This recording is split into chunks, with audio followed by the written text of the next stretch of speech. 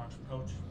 Yeah, obviously, as always, I'll give credit to Coach Skipper, his staff, for the job they did with their team. Those guys fought for 4 quarters. They battled. Really tough opponent, and they're playing together, playing for each other, and you can see that. Obviously disappointed, but can tell you, not discouraged. We've lost 3 Big Ten games by a combined, 10 points the last 3 weeks. And here's what I'm going to tell you, so that your questions, you can gear them however you want. I'm not going to ask what is the issue or why this keeps happening. I'm not going to ask why. Why is a victim question, and I'm not a victim. I'm going to ask what we need to do, what I need to do to get us to be able to finish these games. And to me, that's a growth mindset that this team has, and I promise you, that's where we are. That's how I'm coaching them. That's what my job will be the next next week with the bye week coming upon us, is to not say why. We're not victims, but what we can do. And to me, I've always been about a growth mindset. Obviously, we have to do better. I thought our defense played lights out. They scored points. They got turnovers. They stopped the bleeding before the half with a turnover there. They played well enough for us to win, and I know they gave up the touchdown there at the end, but the other 2 phases, we didn't play complementary football. Our lack of offense in the first half and the 3 quarters is disappointing, because it's an execution thing that we got to get fixed. But I do like the fight they showed to go down and score, to give us a chance to put it in overtime. Obviously, we have the bye week coming up. And as always, I evaluate everything that we do, starting with myself, as to what I can do, what I need to do to continue to lead us through these tough finishes that we've had the last 3 weeks. But we'll do whatever we have to do to put ourselves in a position to compete and find a way to get back on the right track for homecoming at home against a really strong Indiana team. And with that, I'll open up to questions. Michael, on your left. Coach, last week you mentioned it's kind of your responsibility as a coach to figure out why you guys can't close these games in the fourth quarter. So I guess happens again for a 3rd straight week. What more do you have to do as a coach to ensure this doesn't happen again? Yeah, and if I use the word why again, I'm not a victim. It's what I need to do to get us to finish. And I promise you, we spend a lot of time trying to answer the what's. Part of it is getting all 3 phases to play complementary, to where we complement each other. That helps us.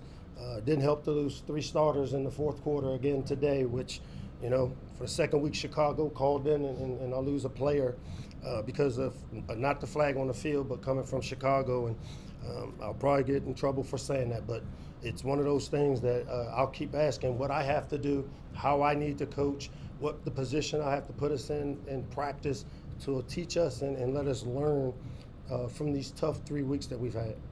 And you kind of just mentioned my question there, but with those targeting calls, how impactful was that in the fourth quarter to lose those impactful players? And then also, I know you said you don't like the why questions, but why do you guys keep receiving those calls? Again, I'm not a victim. I'm going to say, what do I have to do? And I'm going to look at them.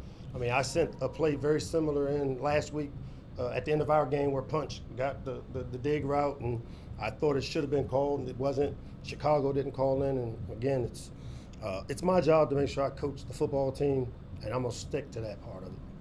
Harrison, you're right. You mentioned the lack of offensive execution in the first half, and that things have to change there. What, in your eyes, has to be done to get the offense back closer to where it was earlier in the season? Yeah, we missed some easy throws. We had a couple of times where the ball, the receiver should settle and we throw it behind, or the receiver doesn't make the catch. I mean, it's just out of sync and out of rhythm. In the past, what we've done earlier in the year to get Malik going, we'll go back, evaluate those things. But I thought that for the most part, what we're seeing is not allowing us to get the explosives over the top, and a young quarterback having to continue to find the rhythm. And every play for us, we got to execute it to our best of our abilities. Hey, Coach.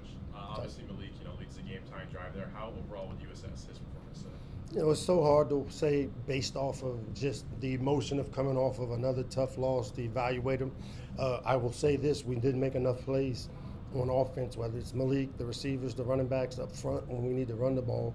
And to me, that's the part where when I say, what do I need to do? We need to get it watched, figure out the things that we can do to kind of keep us on on time with the 4 yards on first and second down, which allows us to stay in third mediums, where I thought we played pretty well on the third down situations. Would you like to see him continue to use his legs where we saw in the last drive? That was pretty impressive. Yeah, I mean, this was probably by far the best I saw him when he's seeing the coverage drop. The toolbox he's built is starting to grow to where he's understanding it's two-man, it's cover two, find my check down or use my feet, and I really like to see that growth. Just got to see it a little quicker.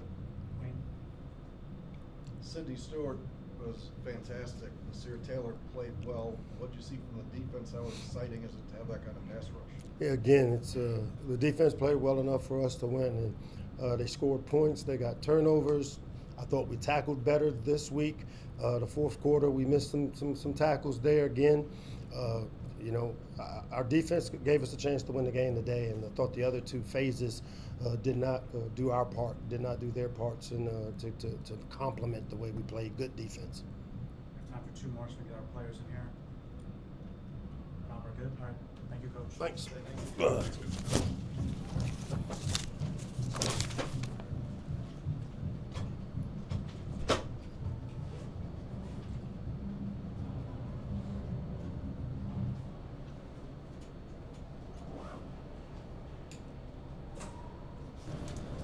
Grab another chair. Go ahead, guys. I'll take this one.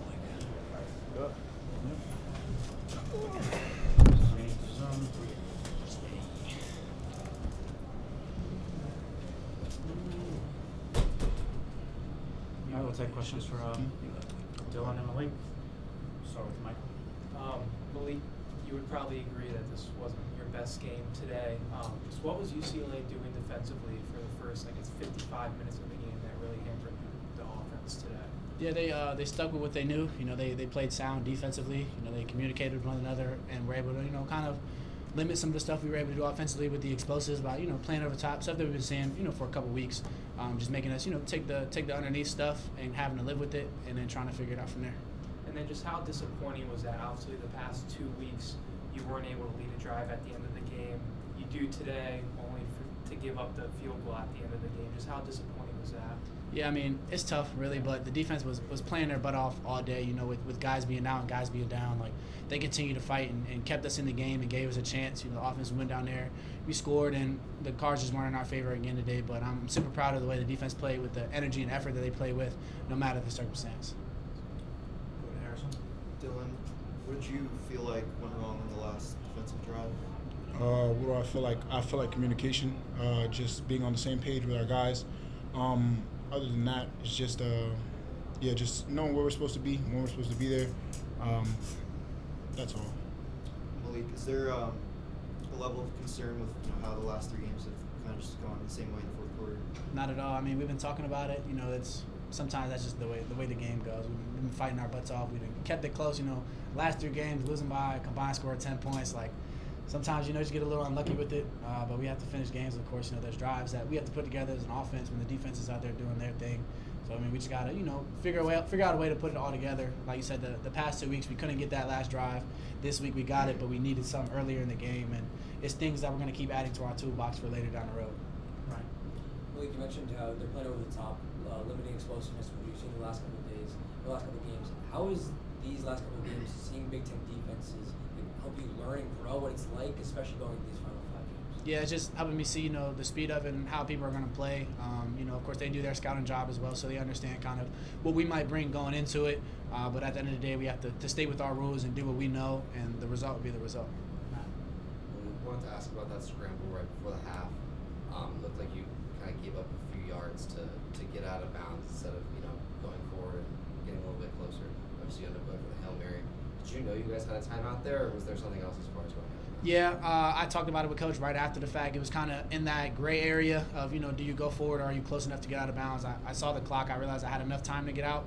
But, I mean, of course, hindsight's 20/20. I might have been able to get a couple extra yards and put us closer for a field goal, even for the Hail Mary. Dylan, obviously you don't have to hear entering the game. You lose Wingate, Husky. Just how tough was it, to play without 3 of the top guys in the defense? I mean, it's hard because these are our playmakers. These are our guys who are going to make a play. But we definitely play with the next man up mentality. So we have guys who are trained exactly how they are, and they know where they're supposed to be and know what they're supposed to do. So, everybody just came in, and when they came in and it was their time to play, they played hard. And Malik, for you, just on that last drive you had, just how are you feeling? You look very comfortable out there. You're using your legs a lot, obviously. How do you feel? Yeah, it's another gamer moment like I talked about last week. It's something that me and my family kind of talk about a lot, just being a gamer and putting the rest behind you, minimizing the moment, and just trying to go out there and make a play. When, you're desperate like that, you're trying to get down there and get a drive, like being able to do anything it takes, whether it's, on the ground or in the air, like however you have to get down there and score, I'm willing to do it. Yeah, my verse this week is Romans 8:18, and it reads, "The pain you've been feeling cannot compare to the joy that is coming." Another, tough one this week, and I know guys are down, but there's light at the end of the tunnel. We just got to endure. We talked about it all week, being able to endure, and we thought, this week was going to be a week, like we've been through fire. It's our time, to be able to rejoice, but these endurance things, like they only make you stronger at the end of the day. Like you have to endure to grow.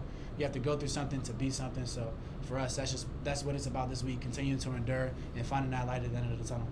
Thank you. Thank you guys. Appreciate it. You good? Appreciate all you guys coming out.